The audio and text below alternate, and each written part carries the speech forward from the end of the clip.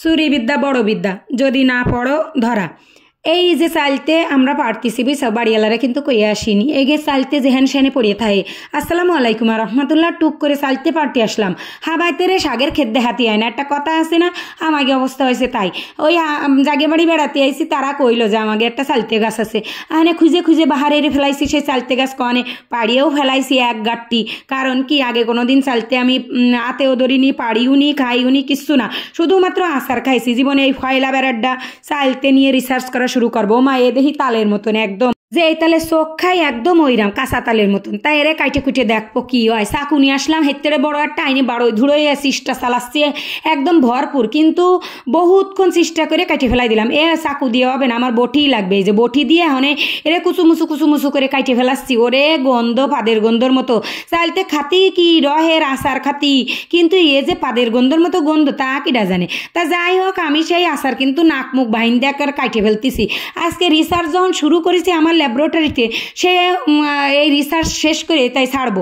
আমি আগে কোনো দিন চালতের আচার বানাইনি, সত্যি কথা যেটা। আজকে ফয়লা বারাড্ডা বানাচ্ছি, ওই জন্য আমার কাছে এরম টাকতেছে। কিন্তু আমি যদি 2-3 দিন আগে বানাতাম তাহলে এত খারাপ লাগতো না। তাই চালতেটারে কুচিমুচি করে কাইটে ভালো মতন কসলায় ধুই আর কষে পানি সব ফেলাই দিয়ে এইবার প্রেশার কুকারে দিলাম। যে চাকু দিয়ে কাটতেছে না, বটি দিয়ে কাটতে গেলে জান বেড়ে যাচ্ছে। এ কি পরিমাণে শক্ত, তা এ প্রেশার কুকারে ছাড়া কি হবে নে দমন। তাইতে বলে প্রেশার কুকারের মধ্যে দিয়ে ওল দিয়ে 1 খাবলা দিলাম, পানি দিয়ে প্রেশার কুকারের ঢাকনাটা বন্ধ করে দিয়ে একদম চুলোর পরে ফেলাই থুয়ে দিলাম আধ ঘন্টার জন্য। 8টা-10টা সিটি দেওয়ার পরে ওরে গাঢ় ধরে ওই পাশে নামাই থুয়ে একটা কড়ই দিয়ে 5 ফোড়ন দিলাম। 5 ফোড়নটারে একটু নাড়িয়ে ছেড়ে আবার আর 1 ফোড়ন দেবো।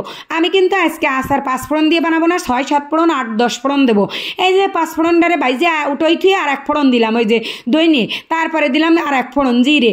এই জিরে দই নিয়ে সব কিছু দিয়ে বাইজে উঠোই নিয়ে এর একটা স্পেশাল ওই যে মশলা বানাই নিলাম, আচারের মশলা। আমি তো জানতাম না এ কি দিয়ে বানায়, এর মধ্যে দই নিয়ে দেয় কিনা, আমি দিয়ে ফেলাচ্ছি। সবাই যে একই রকমের বানাতে হবে তার তো কোনো কথা নেই।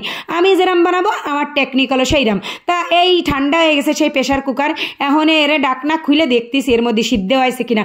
ভালোই তো সিদ্ধ হয়ে গেছে, নরম হয়ে গেছে। আহানে এরে আবার রিসার্চ করতে হবে, সিদ্ধের পর্ব তো শেষ। এইবার দিলাম 8 ফোড়ন।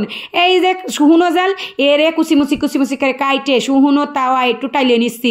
ওই বিসি কটা যে একটু ভাজা হবে পুরা গিরান তো সেই সময় হবে, আচারের গিরান বাহার হবে। ওই যে দাঁতের তলে ওই পুরা বিসি যেই পড়বে বাবা, সেই সময় অন্যরকম একটা গিরান আসবে। তারপর দিয়ে তার মধ্যে দিলাম তেজপাতা ফোড়ন। তাহলে কয় ফোড়ন হলো কও? আমি কি শুধুমাত্র 5 ফোড়ন দিয়ে আচার বানাচ্ছি? আমি কিন্তু 5 ফোড়ন না, 7, 8, 9, 10 ফোড়ন দিছি। এখানে এই কি কবানে যে অত ফোড়ন কেটে দিলে, আরে যত ফোড়ন দেবো ততই টেস্ট হবে। এই ফোড়ন দেওয়ার পরে চালতে করা ডাইলে দিলাম, ওর মধ্যে দিলাম 1 খাবলা গুড়। ডাইলে গুড় দিয়ে বানাবো আজকে। আমার ঘরে কিন্তু গত বছরের এই যে জল গুড় থাইয়ে গিল, আমি বেচতে পারিলাম না বুঝছাও, সেই গুড় ছিল। এখানে ওই কাজে লাগাই দিলাম। গুড় ওর মধ্যে ডেলে দিয়ে 1 খাবলা নুন ডেলে দিলাম, দেওয়ার পরে আরও ফোড়ন দেবো। ওই দেখো সেই 5 ফোড়নের 1 চামচ আমি এই মশলা দিয়ে দিলাম ওই হচ্ছে চালতের মধ্যে। তারপরে দিয়ে দিলাম এই যে শুকনো জালের গুঁড়ো, তারপরে দিলাম চেনি, 1 খাবলা চেনি দিছি। গুড় একটু বেশি দিছি তো ওই জন্য একটু চেনি কম দিছি। এইবার দেখো এর জল বাইরে হয়ে গেছে, ঘুরতি এসে জল বাইরে হয়ে গেছে, আর সে থ্যাবড়া থুবড়া হয়ে গেছে, ঘুরতে গেছে। এই ঘুরতি যে সময় হয়ে যাবে এইরাম শুকনো সেই সময় এর খাতি হবে, খাওয়ার উপযুক্ত হয়ে গেছে। কিন্তু আসো আমি খাইয়ে দেখাচ্ছি। আগে জীবনে কোনো দিনও চালতের আচার বানায়নি, তো চালতের আচার বানাতে যে এত সোজা আর এত ফাইন, নিজে বানালি যে এত ফাইন লাগে তা কিডা জানে। জানলি তো আরো আগেতে বানাতাম। আমি তো শুধু জলপাই, আম, রসুন এইসবের আচার বানাই। প্রথমবারের মতো এই আমি চালতের আচার বানালাম।